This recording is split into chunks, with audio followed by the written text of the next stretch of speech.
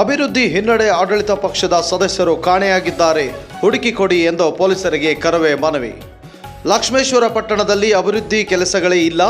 ಇದರಿಂದ ಆಕ್ರೋಶಗೊಂಡ ಕರ್ನಾಟಕ ರಕ್ಷಣಾ ವೇದಿಕೆಯ ಪ್ರವೀಣ್ ಶೆಟ್ಟಿ ಬಣ ಲಕ್ಷ್ಮೇಶ್ವರ ತಾಲೂಕು ಘಟಕದ ವತಿಯಿಂದ ಪುರಸಭೆಯ ಆಡಳಿತ ಪಕ್ಷದ ಸದಸ್ಯರು ಸುಮಾರು 2 ತಿಂಗಳಿನಿಂದ ಕಾಣೆಯಾಗಿರುತ್ತಾರೆ, ಅವರನ್ನು ಹುಡುಕಿ ಕೊಡಿ ಎಂದು ಲಕ್ಷ್ಮೇಶ್ವರ ಪೊಲೀಸ್ ಠಾಣೆಯ ಸಿಪಿಐ ನಾಗರಾಜ್ ಮಾಡಳ್ಳಿ ಮತ್ತು ಪಿಎಸ್ಐ ಈರಪ್ಪ ರಿತ್ತಿ ಅವರಿಗೆ ಮನವಿ ಸಲ್ಲಿಸಿದರು.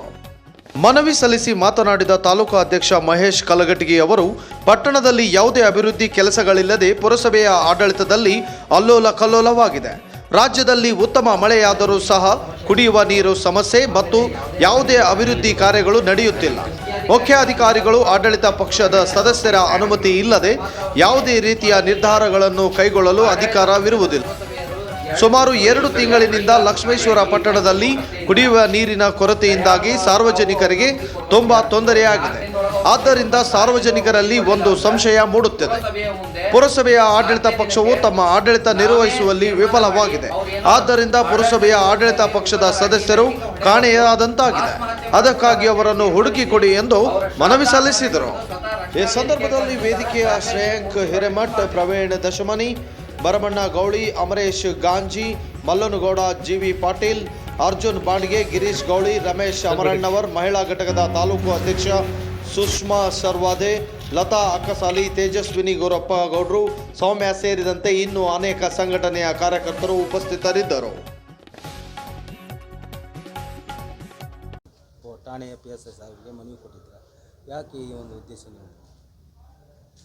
ಕಾಣೆಯಾಗಿದ್ದಾರೆ ಅನ್ನೋ ಉದ್ದೇಶ ಏನಂದರೆ, ಇವತ್ತವರೆಗೂ ಎಷ್ಟೋ ಹೋರಾಟ ಆದವು.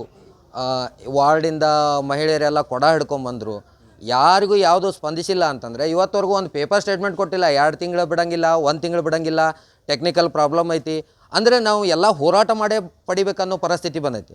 ಮತ್ತು ಯಾವುದೇ ಸ್ಟೇಟ್ಮೆಂಟ್ ಇಲ್ಲ, ಅವ್ರು ನೋಡೋದಿಲ್ಲ. ನಾವು ಒಂದು ವಾರ್ಡ್ ವೈಸ್ಗೆ ಹೋಗಿ ಆ ವಾರ್ಡಿಗೆ ಸಂಬಂಧಪಟ್ಟ ಮೆಂಬರ್ ಹೋಗಿ, ಇಲ್ಲ ಹಿಂಗೆ ಪ್ರಾಬ್ಲಮ್ ಆಗೈತಿ, ಈಗ ನಿಮ್ಗೆ ಸದ್ಯಕ್ಕೆ ಸರ್ಕಾರಿ ನಳದಿಂದ ಕುಡಿ ನೀರಿನ ವ್ಯವಸ್ಥೆಗೆ ಒಂದು ಟ್ಯಾಂಕರ್ ಕಳಿಸ್ತೀವಿ, ಸರ್ಕಾರಿ ನಳ ಅದಾವು, ಯೂಸ್ ಮಾಡ್ಕೋರಿ. ಅದಾದರೂ ಕರೆಕ್ಟಾಗಿದ್ದಾವೆ, ಸರ್ಕಾರಿ ನಳನೂ ಸರಿ ಇಲ್ಲ.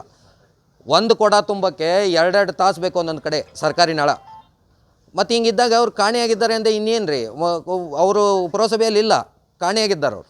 ಕಳೆದ ಶುಕ್ರವಾರ ಕರ್ನಾಟಕ ಸ್ವಾಭಿಮಾನಿ ಸೇನೆ ವತಿಯಿಂದ ಪುರಸಭೆಯಲ್ಲಿ ತುರ್ತು ಸಭೆ ನಡೀತು. ಆ ಒಂದು ನೀರಿನ ವಿಚಾರವಾಗಿ ಆ ಹೊತ್ತಿನೊಳಗೆ ಪುರಸಭೆ ಮುಖ್ಯಾಧಿಕಾರಿಗಳು ಒಂದು ಹೇಳಿಕೆ ಕೊಟ್ಟಿದ್ದಾರೆ. ಮೋಟರು ನಮ್ಮಲ್ಲಿ ಸುಟ್ಟಿರುವ ಕಾರಣ ಸ್ವಲ್ಪ ನೀರು ಪೂರೈಸಲು ವಿಳಂಬವಾಗಿದೆ, ಸೋಮವಾರ ಅಥವಾ ಮಂಗಳವಾರ ಬುಧವಾರ ನೀರು ಬಿಡ್ತೇವೆ ಯಾವುದೇ ಕಾರಣಕ್ಕೂ ಅಂತ ಹೇಳಿಕೆ ಕೊಟ್ಟಿದ್ದಾರೆ. ಎಲ್ಲ ಪೇಪರ್ ಸ್ಟೇಟ್ಮೆಂಟ್ ಬಂದಿದ್ದವು. ಯಾರು ಕೊಟ್ಟರು ಹೇಳಿಕೆ? ಮುಖ್ಯಾಧಿಕಾರಿಗಳು ಕೊಟ್ಟರು. ನಾವು ಯಾರಿಗೆ ಕಾಣೆಯಾಗ್ಯಾರ ಅಂತ ಕೊಟ್ಟೇವ್ರಿ? ಸದಸ್ಯರು. ಹಾಂ, ನಾನು ಮುಖ್ಯಾಧಿಕಾರಿಗಳು ಸದಸ್ಯರ ಬಾಡಿ ಕಮಿಟಿ ಇಲ್ಲದ ಮುಖ್ಯಾಧಿಕಾರಿಗಳ ಯಾವ ಅಧಿಕಾರ ಐತಿ? ಹಿಂದೆ ಇನ್ನೂ ಬಾಡಿ ಕಮಿಟಿ ಇರಲಿಲ್ಲ. ಮುಖ್ಯಾಧಿಕಾರಿಗಳು ತಾವು ಏನು ಬೇಕಾದ್ರೂ ಮಾಡ್ಬೋದಿತ್ತು, ಅವ್ರಿಗೆ ಸಂಪೂರ್ಣ ಅಧಿಕಾರ ಇತ್ತು. AC ಅವ್ರ ಪರ್ಮಿಷನ್ ತೊಗೊಂಡು ಏನಾದರೂ ಮಾಡ್ಬೋದಿತ್ತು. ಈಗ ಆ ಥರ ಇಲ್ಲಲ್ಲ. ನೀರಿನ ಕರ ತುಂಬಿಸ್ಕೊತಾರೆ ಇವರು. ನೀರಿನ ಕರ ಕಟ್ಟಲಿಲ್ಲ ಅಂದ್ರೆ ಆಸ್ತಿ ಮೇಲೆ ಬೋಜಾ ಕುಂದ್ರಿಸ್ತಾರೆ. ಮತ್ತು ಈಗ ನಾವು ಕುತ್ತಿಗೆ ಪಟ್ಟಿ ಹಿಡಿದು ಕೇಳೋದ್ರಾಗ ಏನು ತಪ್ಪೈತ್ರಿ? ಪುರಸಭೆ ಒಂದು ವರ್ಷದಲ್ಲಿ 20 ದಿನಕ್ಕೊಂದ್ಸರಿ ನೀರು ಬಿಡ್ತಾರೆ ಇವರು. 1 ವರ್ಷದಲ್ಲಿ ನೀವು ಕ್ಯಾಲ್ಕುಲೇಷನ್ ಮಾಡಿದ್ರೆ 1450 ರೂಪಾಯಿ ನೀರಿನ ಕರ ತೊಗೊತಾರೆ. ಹೌದಾ? ಅಂದ್ರೆ ಅದ್ರ ಅರ್ಥ ಏನದು? ಅದ್ರ ನಡುವೆ 500 ರೂಪಾಯಿ ಕೊಟ್ಟು ಟ್ಯಾಂಕರ್ ಹಾಕಿಸ್ಕೊತಾರೆ. ಮತ್ತು ನೀರಿನ ಕರಾನು ಕೊಟ್ಟು ಟ್ಯಾಂಕರ್ ಹಾಕಿಸ್ಕೊಂಡು ಜೀವನ ಇದ್ದವ್ರು ಮಾಡ್ತಾರೆ. ಬಡಬಗ್ರೆ ಏನು ಮಾಡಬೇಕು?